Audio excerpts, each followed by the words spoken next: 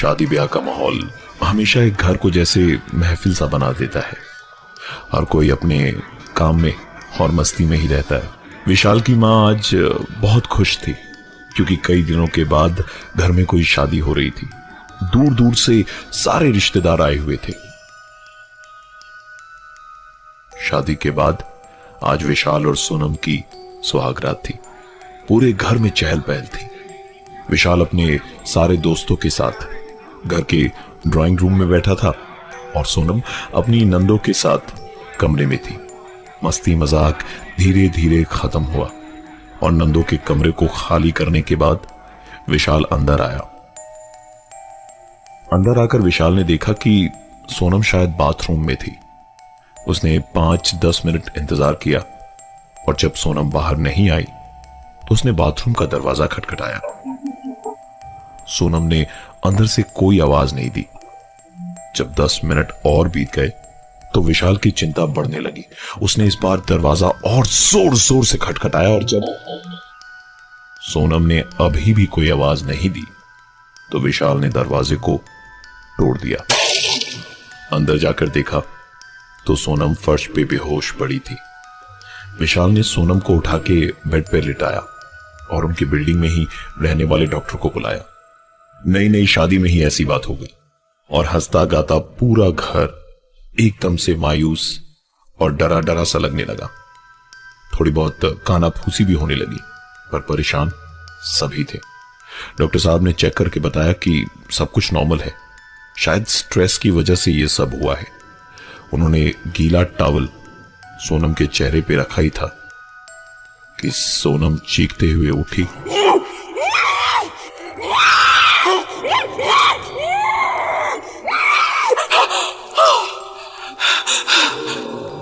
और फिर बेहोश हो गई। डॉक्टर ने तुरंत उसे नींद का इंजेक्शन दे दिया।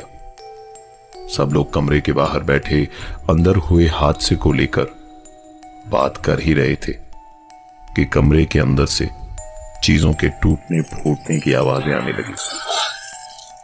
दौड़कर जब कमरे में पहुंचे तो देखा कमरे में रखा सारा सामान इधर उधर बिखरा पड़ा था।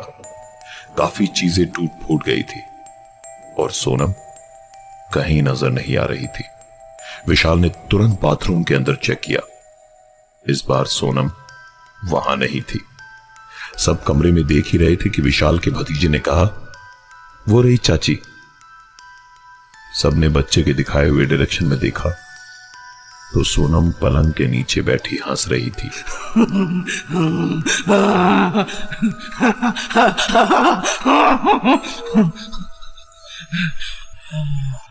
विशाल ने झुककर उससे पूछा, तुम यहां क्या कर रही हो और ये सब क्या किया तुमने? जवाब में सोनम ने जो कहा वो वहां खड़े परिवार के हर एक आदमी ने सुना। मैंने नहीं, सोनम ने किया। घर वाले इस बात को सुनकर सोच में पड़े ही थे कि सोनम फिर से बेहोश हो गई। शायद नींद की दवा अपना काम कर गई थी। विशाल और सोनम की शादी की पहली रात ही हुए कुछ हादसों ने विशाल और उसके परिवार वालों को बहुत परेशान कर दिया था, पर अगले ही दिन से चीजें फिर से नॉर्मल थी। ये देख के सबकी सांस में सांस आई कि जो कुछ भी हुआ वो शायद सोनम के स्ट्रेस्ड आउट होने की वजह से ही हुआ था। विशाल और सोनम हनीमून पे जा चुके थे। पहाड़ों और वादियों में एक दूसरे को जानने में उन्हें कुछ खास वक्त नहीं लगा। 1-2 दिन में ही समझने लगे थे वो एक दूसरे को। सुबह साइट सीइंग के लिए निकलने से पहले नहाने के लिए गीजर ऑन करके थोड़ी देर में जब सोनम बाथरूम में गई तो जोर से चीखी।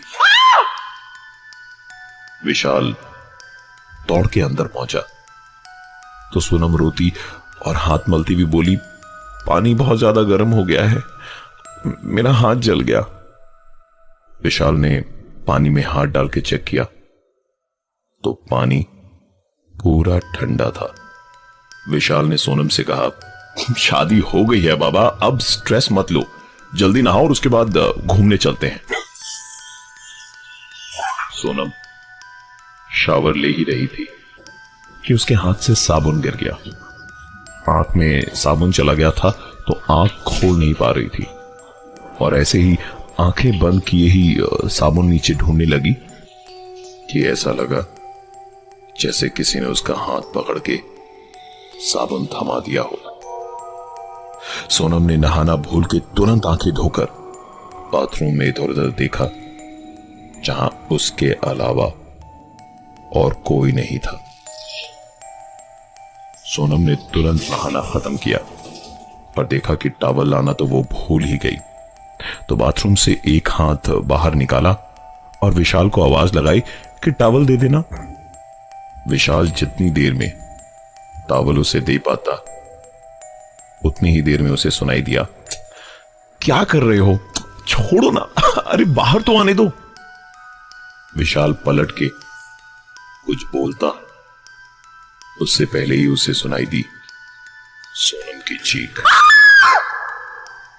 विशाल ने दौड़ के दरवाजा खोला तो देखा सोनम को बहुत जोर की चोट लगी थी, ऐसे जैसे कि बाथरूम से निकले उसके हाथ को किसी ने जोर से खींच लिया हो।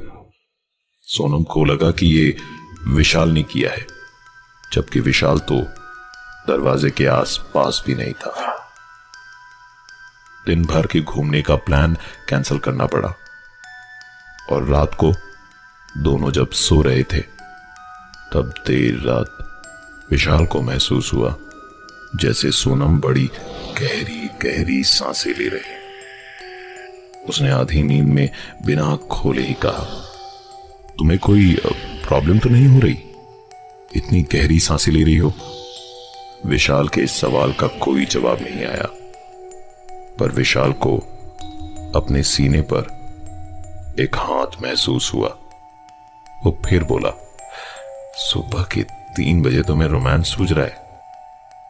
विशाल ने अपनी बात खत्म ही की थी कि बाथरूम से एक आवाज आई,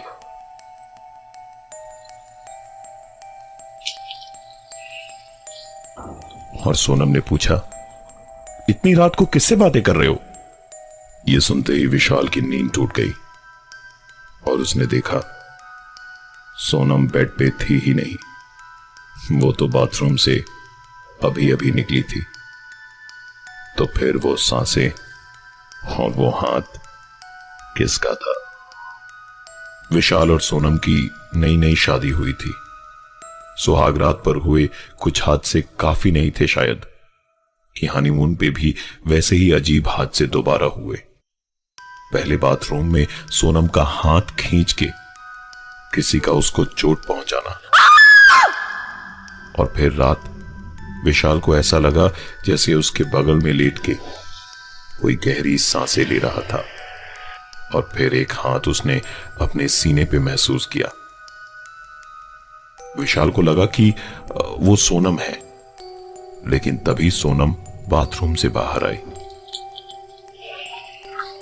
सोनम को बाथरूम से बाहर आता देख विशाल को मानो सांप सूंघ गया था। किसी तरह आज की रात कटी और फिर सुबह दोनों शॉपिंग पे निकले। तो घूमते घूमते सोनम को किसी दुकान पे एक शॉल पसंद आया। विशाल उसके लिए वो शॉल तुरंत खरीद लाया। तो शॉल हाथ में लेके सोनम ने गुस्से से उसकी ओर देख के कहा, मुझे भी ये चाहिए। विशाल को लगा कि सोनम मजाक कर रही है, इसलिए उसने भी वैसे ही बोला, नहीं दे सकता, तुम्हारे लिए एक ही बहुत है। तो सोनम फिर से चीख के गुस्से में बोली, बिना शुद्ध सोनम कह देवे, सोनम कह देवे। विशाल ने रास्ते पर कोई सीन क्रिएट नहीं किया और तुरंत जाकर दूसरी शॉल ले आया। और होटल पहुंचते ही सोनम ने विशाल से जो कहा, उसके बाद विशाल कुछ बोल ही नहीं पाया। वाह मिस्टर विशाल, फिजूल खर्ची तो कोई आपसे सीखे, एक ही जैसी 2-2 शॉल खरीद ली आपने। विशाल को काटो तो खून नहीं। उसने टाइम बर्बाद ना करते हुए अगले ही दिन की टिकट्स बुक कर ली वापस गुवाहाटी जाने के लिए। फ्लाइट दिल्ली से थी वाया कोलकाता और फिर गुवाहाटी। शिमला से दिल्ली वो बस की जर्नी करके पहुंचे। बस अड्डे पर सोनम को वेइंग मशीन दिखी तो उसने कॉइन डाल के अपना वेट चेक किया।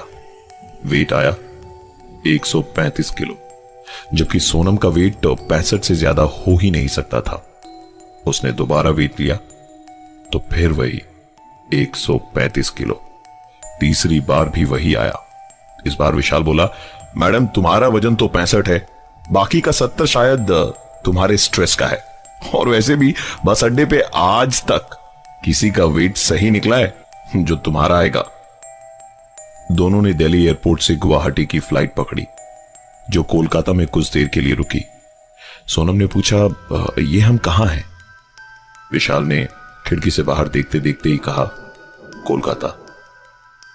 सोनम को यह सुन के पता नहीं क्या हुआ, और जिसको बंगाली का एक अक्षर नहीं आता था उस सोनम ने बंगाली में कहा, कालीबाड़ी जाबो। विशाल को सोनम की बात समझ में नहीं आई। उसने उससे पूछा, क्या?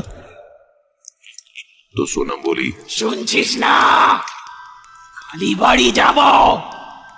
पीछे से किसी पैसेंजर ने कहा कि ये कालीबाड़ी जाने की जिद कर रही हैं जो टॉलीगंज में है।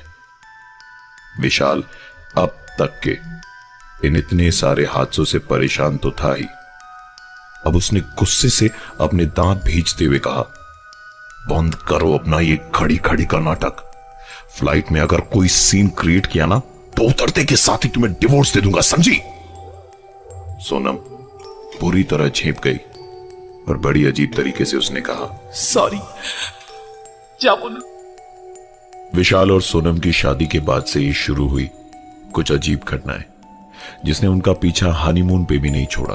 अपनी बीवी सोनम की हरकतों से विशाल इतना परेशान हो गया था कि उसने हनीमून बीच में ही छोड़कर वापस गुवाहाटी जाने का फैसला किया। फ्लाइट जब कोलकाता में थोड़ी देर के लिए रुकी तो अचानक ही सोनम ने बंगाली में कहा, सुनছিস ना, कालीबाड़ी जाबो। इस बार परेशान होकर विशाल ने दांत भींचते हुए कहा कि अगर तुम्हारी ये नौटंकी बंद नहीं हुई तो मैं तुम्हें डिवोर्स दे दूंगा। जिसे सुनते के साथ ही सोनम ने कहा, सॉरी, जाबो ना। वापस घर पहुंच के जब सारी बातें घर पे बता के विशाल अपने रूम की ओर जा रहा था तो पीछे से सोनम की सास ने धीमे से कहा, दिक्कतें तो होगी, भूतनी से जो शादी कर ली है मेरे बेटे ने। उनके मुंह की बात खत्म भी नहीं हुई थी कि सोनम ने पलट के जोर से चीखते हुए कहा, हाँ, ठीक बोलेছিস। सोनम चीखने के तुरंत बाद ही बेहोश हो गई। किसी तरह उसको रूम में ले जाकर विशाल ने बेड पर सुला दिया। सोनम बहुत देर तक सुकून से सोती रही और शाम को पूरे घर में ढूंढने पे भी सोनम कहीं नहीं दिखी। जब पूरे घर में और बिल्डिंग में छानबीन करने के बाद विशाल छत पे पहुंचा तो छत के एक कोने में बैठी सोनम रोती हुई उसे दिखाई दी। विशाल को कभी भी इतना गुस्सा नहीं आया था जितना अभी सोनम को देख के आ रहा था। वो चिल्लाते हुए कहता है, ये क्या नया नाटक है तुम्हारा?